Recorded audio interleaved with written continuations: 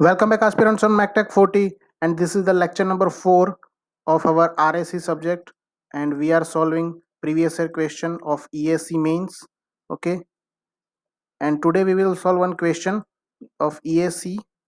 It is quite old, but it will cover your all the formulas that you required.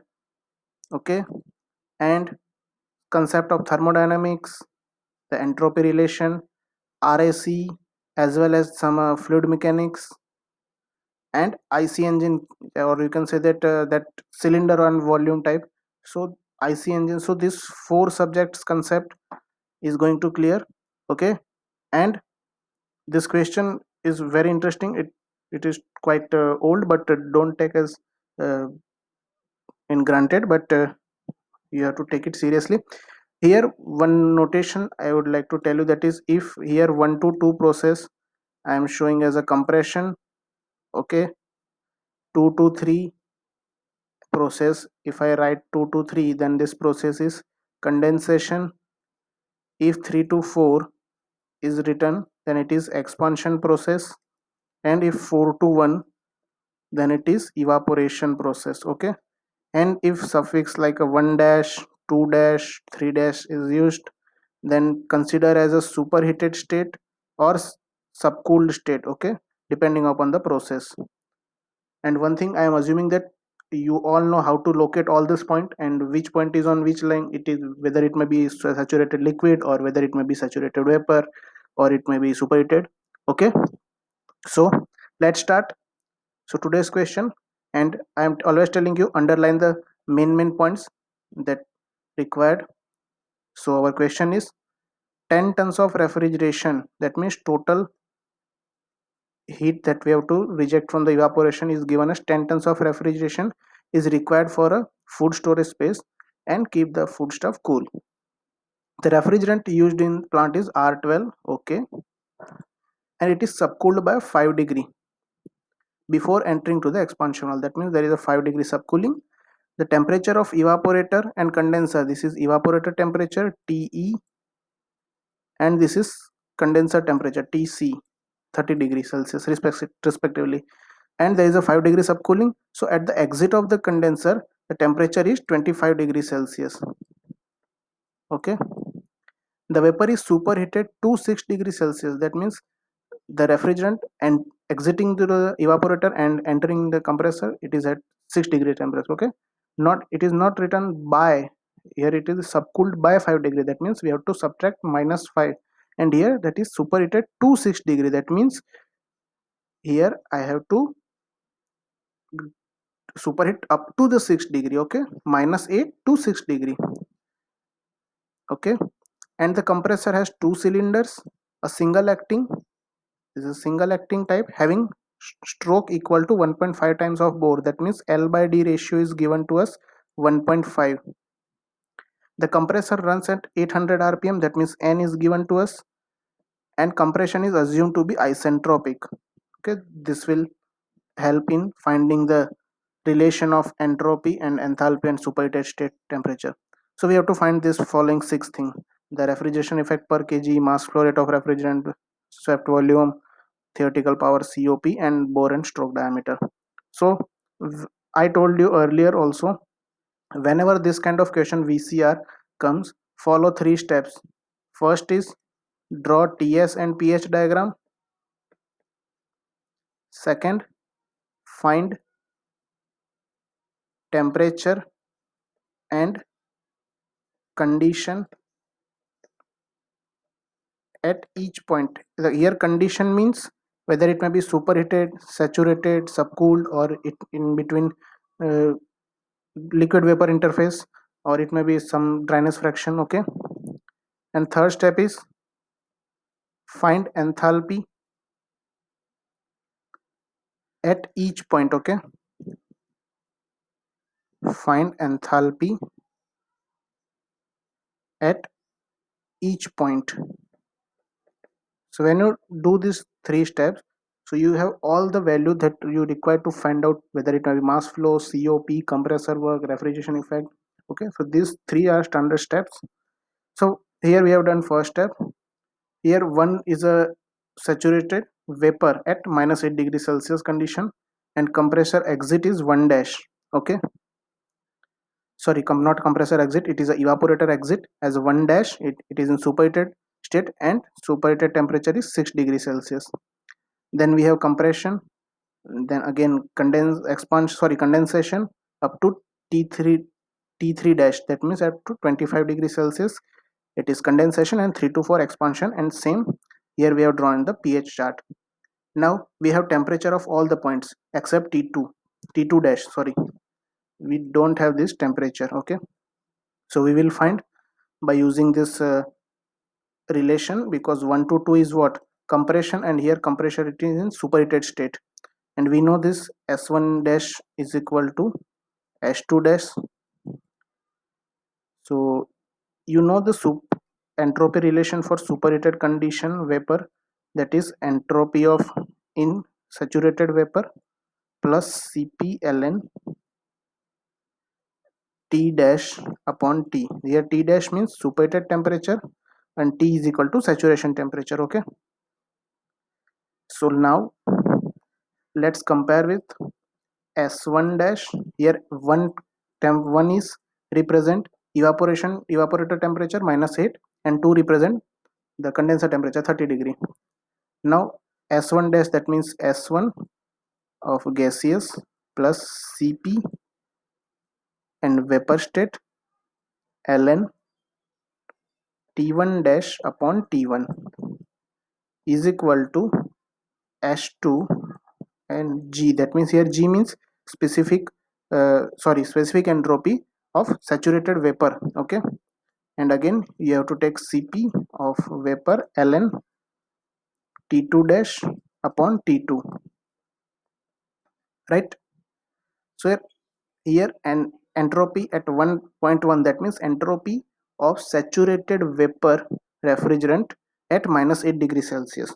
Okay, so we have, sorry, I have already written the value from property table 0.70078, and specific heat of vapor form at -8 degrees Celsius is 0.568 ln, and T1 dash, that means the actual temperature, superheated temperature, that is 6 degree, so you can write as 279 Kelvin upon the initial temperature is -8 degrees Celsius evaporation temperature, so it is 265 Kelvin is equal to S2G, that means entropy, specific entropy at 40 degrees, sorry, 30 degrees Celsius of dry and saturated condition. Okay, so it is from property table, it is 0.6853 plus specific heat or in vapor form, specific heat in vapor form at 30 degrees Celsius, not -8 degrees Celsius. Okay, so it is 0.6 ln T2 dash, and T2 is what, 30 degrees Celsius, or you can say that 303 Kelvin. So when you solve this in your calculator, you will find T2 dash as a 326.45 Kelvin. Okay, and when you convert it into the Celsius, it is 53.45 degrees Celsius, and this is the temperature. Okay, now we have temperature at all the point. Here I can write as a 53.45. Now I have all the temperature, so our second step is called already completed, because the condition, it is whether it may be saturated or subcooled, it is given in question. Now third stage is find the enthalpy at each and every point. So we will start from 1 and up to go 4. Okay, so H1, so H1 is enthalpy of saturated vapor at -8 degrees Celsius. Okay, here you can see from the graph, it is one point is on the saturation point, saturation line on vapor. Okay, vapor saturation line, and it is at -8 degrees Celsius. So from the property table we can write 184.06 184.06 kilojoule per kg. Here all the values are in specific value. Okay, all the enthalpies we are taking as specific enthalpy. H1 dash. Okay, H1 dash, that means enthalpy of such superheated vapor at -8 degree at 6 degree Celsius. Superheated temperature is 6 degree, but pressure will remain at the evaporator pressure. So it is H1 plus Cp delta T. Hope you guys know the basics of why from where this equation came, because these are the fundamentals of thermodynamics we have studied in first year also. Okay, so it is 184.06 plus specific heat. So specific heat here in vapor state at -8 degree Celsius, it is 0.568 we have already used. And temperature difference is superheated temperature is 6 degree minus evaporation temperature is -8, so it will become +8. Okay, so when you solve this, it is 192.012 kilojoule per kg, and this is the actual exit condition of evaporator. Okay, now H2, that means here look at the graph. This here 2 point is on the saturation vapor curve, but at 30 degrees Celsius. So from the property table we will go on 30 degrees Celsius and find the specific enthalpy of saturated vapor. It is 199.62 kilojoule per kg. Okay, 199 point, sorry, 199.62 kilojoule per kg. Now H2 dash, H2 dash is what? Superheated state, so it is written as Hp plus Cp. Cp in vapor form, Cp delta T. H2 is 199.62. Now here specific heat in vapor form. Okay, not in liquid, here vapor form. So when you take, it is 0.6 we have already used, and temperature difference is superheated temperature is 53.45 minus our saturation is 30 degree. So when you solve this, and the H2 dash will come as 213.69 kilojoule per kg. Okay, now we have 1 and 2 points enthalpy, specific enthalpy. Now find H3. H3 is on the saturated liquid curve at 30 degrees Celsius. So from the property table we can directly write as a 64.59 kilojoule per kg. Okay, now H3 dash, that means this is the H3 dash is equal is actual temp point of exit of condenser, and this enthalpy of H3 dash is same as H4, because from H3 point 3 dash point our actual expansion will start. Okay, we have 3 dash. Okay, this from this point our actual expansion start. So for expansion process enthalpy remains same, H3 dash is equal to H4. So now how can we write H3 dash is equal to H3 minus Cp delta T, because here subcooling is there. So H3 is what? 64.59. Now guys, be careful here, specific heat at 30 degrees Celsius, but not in vapor state. Here we have to take the specific heat at liquid state or fluid state. It is 0.97, and delta T is 5 degree 5 degree temperature difference. So when you solve this, you will get as a 59.74 kilojoule per kg. Now we have found all the enthalpy points. Okay, so let's start following each question one by one. Our first is refrigerating effect per kg. So from the graph you can easily say that refrigerating effect is known as, this is heat added into the evaporator. So this much, how much amount of heat is added per kg, that we can find from enthalpy difference, specific enthalpy difference of H1 dash minus H4. Okay, Our answer of our first question, that is refrigeration effect per mass. Okay, it is H1 dash minus H4. So when you put all this value, H1 dash we have already found out, it is 192.012 minus H4 is 59.74. Take the difference, so you will get 132.272 kilojoule per kg. Sorry, yes, kilojoule per kg. So this is the answer of our first question. That means refrigeration effect per mass flow rate per unit kg of mass of refrigerant. Our first question is solved.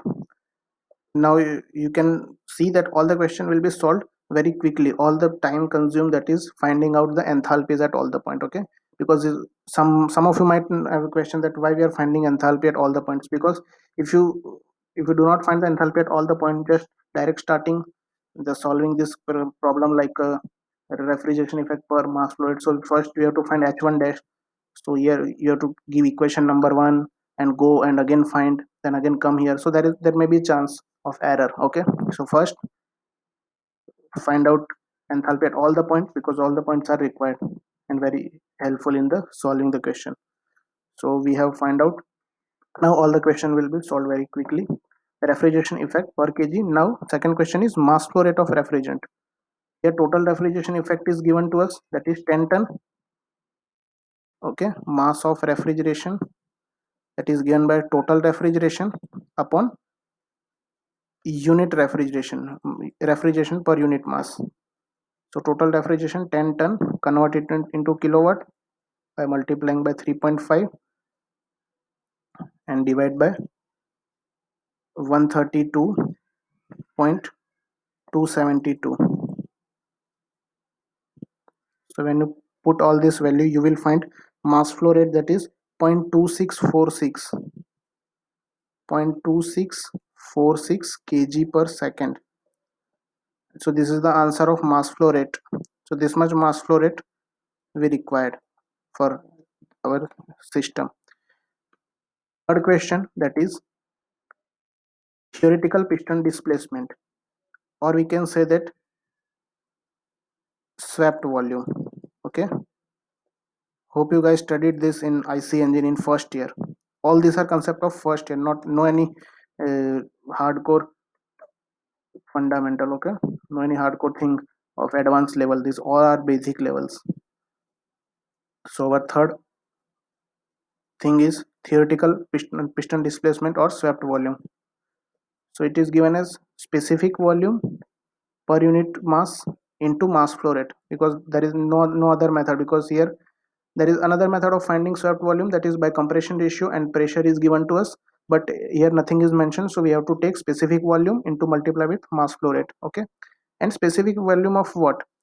At minus 8 degrees Celsius, because as you know, the refrigerant enters into the compressor in vapor form. So vapor has a higher specific volume, and when you compress it, so pressure increase in on the compensation of volume decrease. Okay, so we have to design on the maximum basis. So we have taking the mass flow rate of specific volume, sorry, not mass flow rate, specific volume of refrigerant at minus 8 degrees Celsius in vapor form.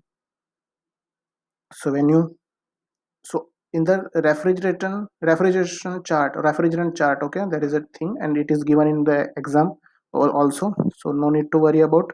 So in that you will find the specific volume of vapor, and it is 0.0719.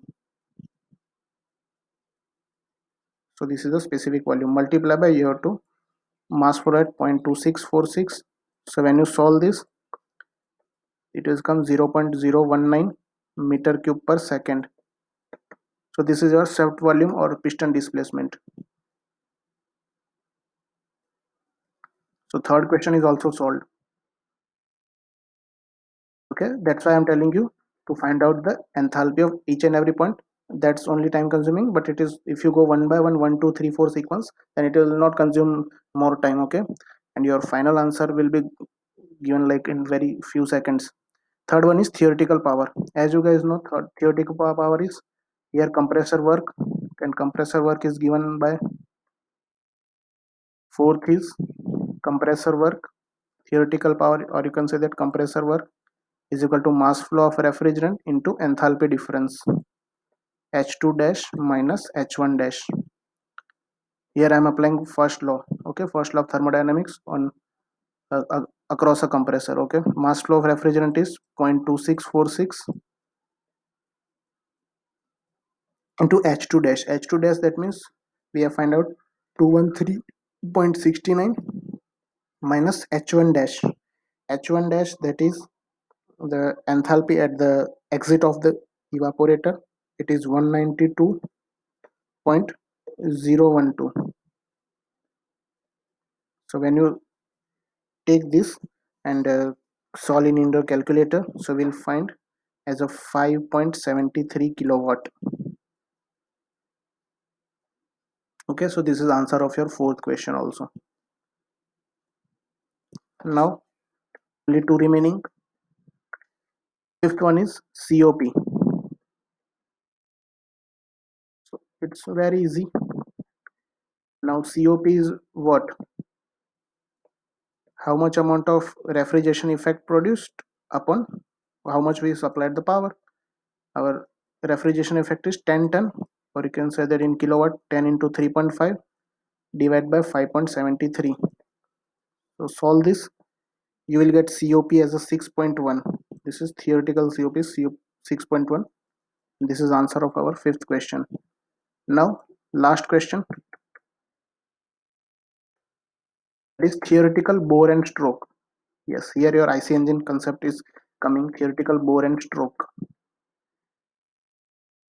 So you know this, that is swept volume is given by pi by 4 d square L, where L is the stroke from TDC to BDC, and if it is running at RPM sum, so N by 60, because we have taken swept volume meter cube per second and number of cylinders K.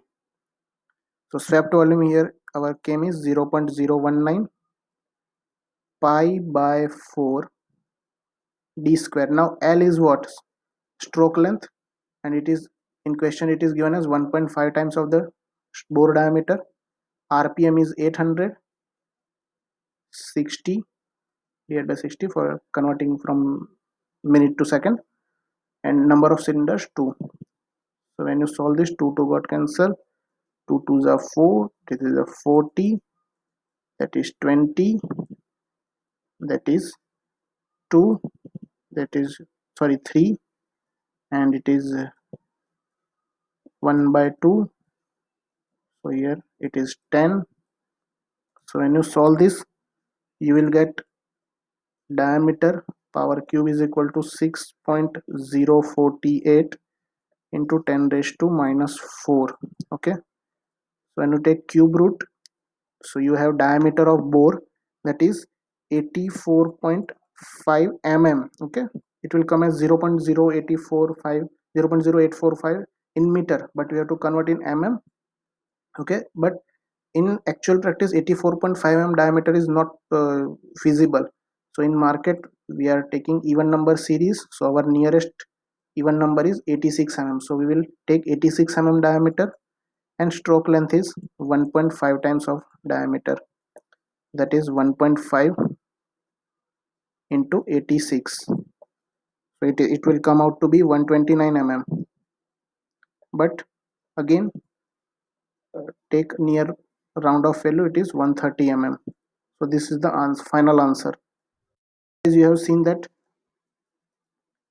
here all the question, if the question looks very big initially and too much complications, but when you find the enthalpy at all the point and you follow these 3 steps, okay, so it is easy for you to solve this calculation. Okay, if you have still any doubt, you can just watch video again and again and practice more and more questions, And again, if you're still doubt, then ask in the comment section. Okay, we will solve it in your next video. Okay, tomorrow we will meet with one new video. Till then, keep studying, stay focused.